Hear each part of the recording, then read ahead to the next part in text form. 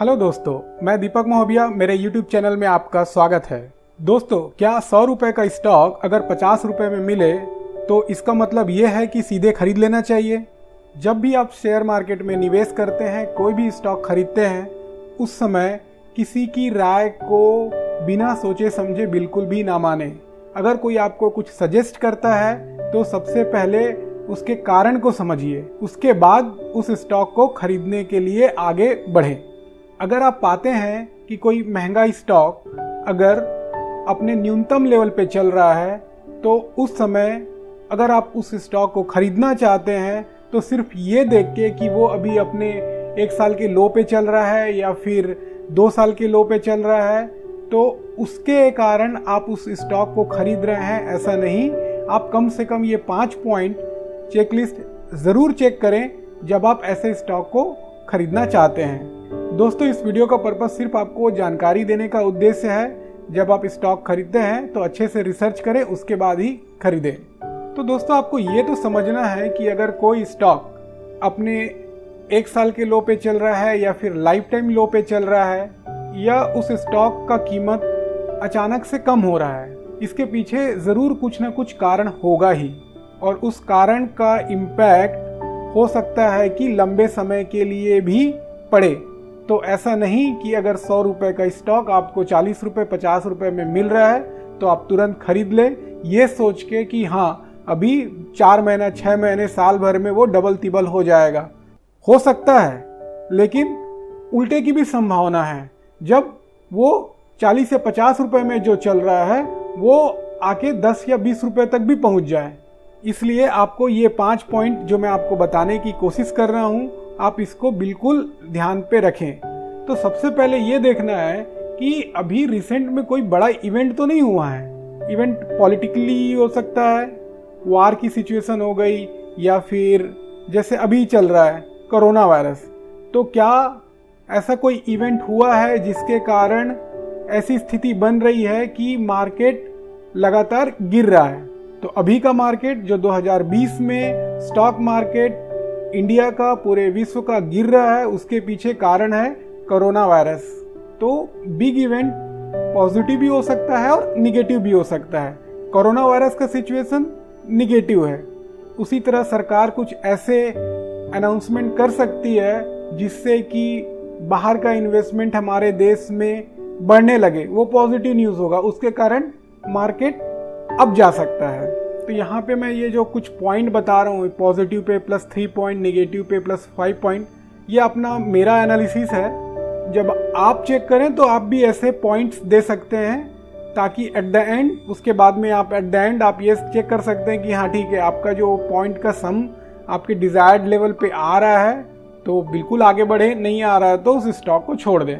तो जस्ट यहाँ पे ये जो पॉइंट है वो एक आपको बताने के पर्पज़ से है। तो यहाँ पे मैं बोल रहा हूँ कि रिसेंट में कोई बिग इवेंट आया है, और वो अब कोई बिग इवेंट अगर उसका नेचर टेम्परेरी है तो उसका होगा मतलब ये कि उस टेम्परेरी नेचर के कारण मार्केट तो नीचे गिर जाएगा, उसके बाद धीरे धीरे वो ऐसा रिकवर करेगा कि फिर से वो अपने उसी लेवल पे पहुँच जाए।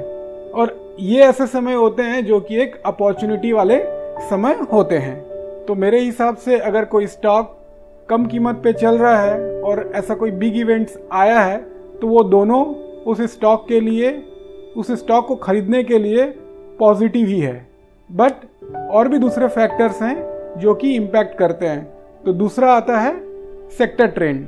अब ये देखना है कि जो भी स्टॉक जो कि अभी कम रेट पे चल रहा है वो कौन से सेक्टर से बिलोंग करता है और उस सेक्टर का आउटलुक क्या है, ये जानना भी बहुत ज़रूरी है। कई बार समझ में आ जाता है, चाहे वो स्टील सेक्टर हो, चाहे फार्मा सेक्टर हो, चाहे और भी कोई दूसरा सेक्टर हो। ऐसा नहीं होता है कि हर समय हर सेक्टर परफॉर्म करे।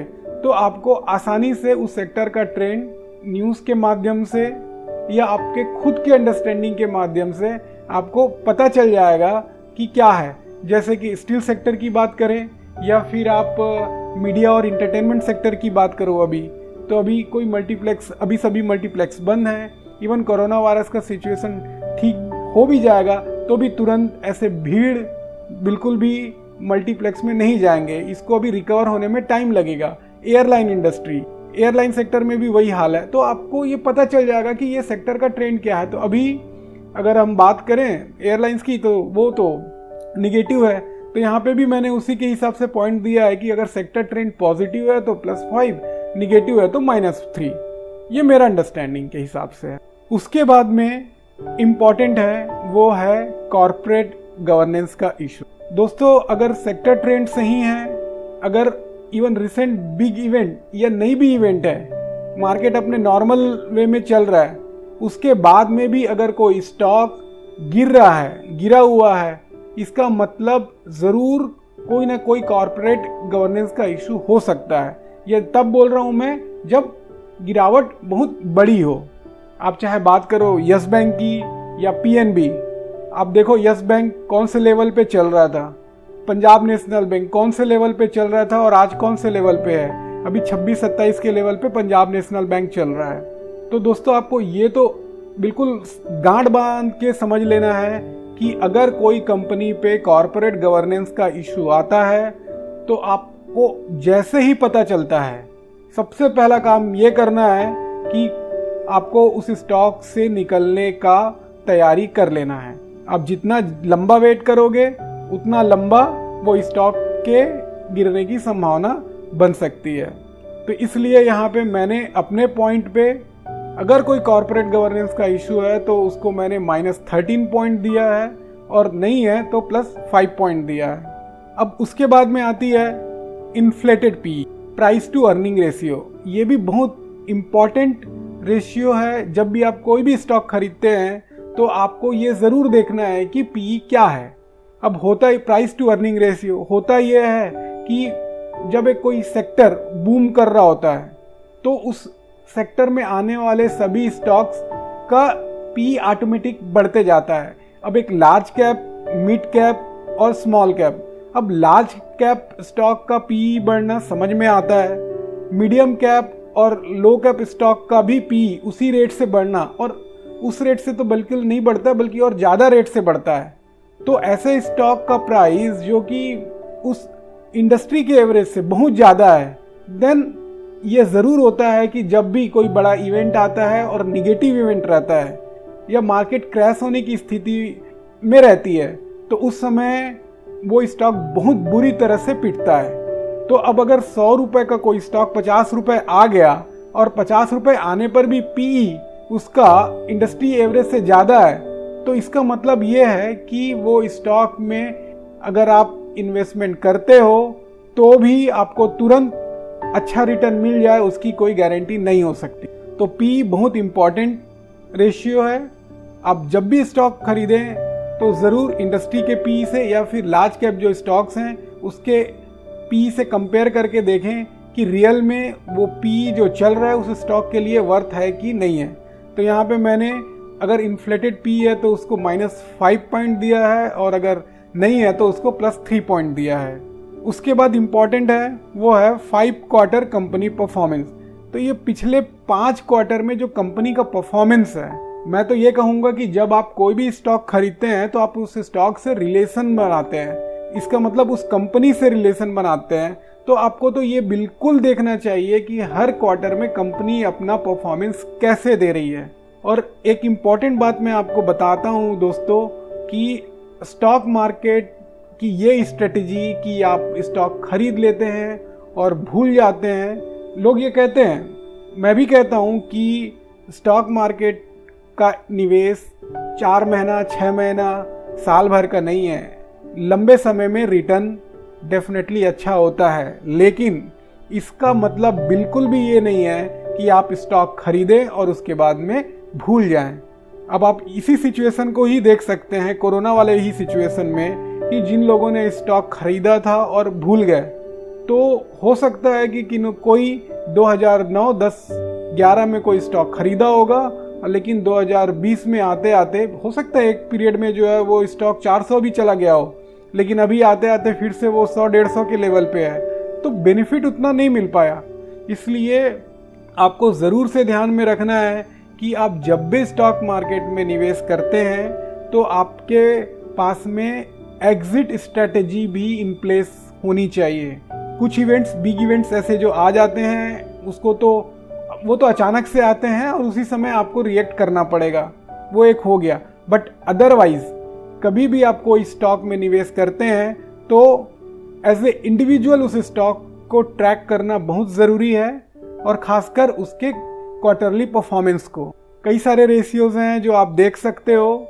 सेल्स फिगर इम्पॉर्टेंट है, नेट प्रॉफिट इम्पॉर्टेंट है, रिटर्न ऑन इक्विटी इम्पॉर्टेंट है। तो आपको ये देखना ज़रूरी है, और ऐसा भी नहीं कि आपको एकदम डीप में देखना है। अभी तो ऐसे कई सारी साइट्स हैं जो कि आपको बस एक नज़र में ये दिखा देंगे कि हाँ ठीक है, 5 क्वार्टर 6 क्वार्टर में कंपनी का ट्रैक रिकॉर्ड कैसा है, ट्रेंड क्या है, ट्रेंड अप जा रही है कि नहीं जा रही है। जिस समय आपने निवेश किया है, ठीक है, आपने हो सकता है 2 साल 3 साल पहले निवेश किया है, कंपनी परफॉर्म कर रही थी अच्छे से, ठीक है, उसके बाद में परफॉर्म नहीं कर रही है, तो उस स्टॉक में बने रहने के बजाय आप उस स्टॉक से एग्जिट होकर कोई दूसरे स्टॉक में निवेश कर सकते हैं। तो ये 5 क्वार्टर के कंपनी का परफॉर्मेंस भी इम्पॉर्टेंट है। तो अगर अब कोई स्टॉक आपको 100 रुपये वाला 50 रुपये में मिल रहा है, लेकिन कंपनी का परफॉर्मेंस ओके नहीं है, तो भी यही होगा कि आप उस स्टॉक में निवेश करेंगे, लेकिन आपको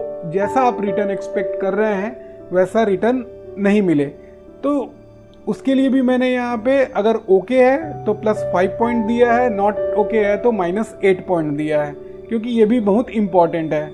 तो इस तरह से अलग अलग पॉइंट को आप कैलकुलेट करें, ऐड करें, और ऐड करने के बाद में आप अपना एक फिक्स कर ले कि हाँ ये पॉइंट से ज़्यादा होगा तो इस कंपनी में निवेश कर सकते हैं। और ये पॉइंट आप अपने हिसाब से प्लस माइनस भी कर सकते हैं। इसके अलावा और भी कई सारे फैक्टर हैं जो कि आप अपने हिसाब से इसमें ऐड कर सकते हैं। लेकिन यहाँ पे बताने का तात्पर्य ये है कि कोई भी स्टॉक अगर अपने कम रेट पे, कम वैल्यू पे चल रहा है, इसका मतलब नहीं है कि उस स्टॉक को खरीद लेना है। हाँ, वो अट्रैक्टिव स्टॉक की कैटेगरी में हालांकि आ सकता है, लेकिन खरीदना ही है वो कैटेगरी में नहीं आ सकता है।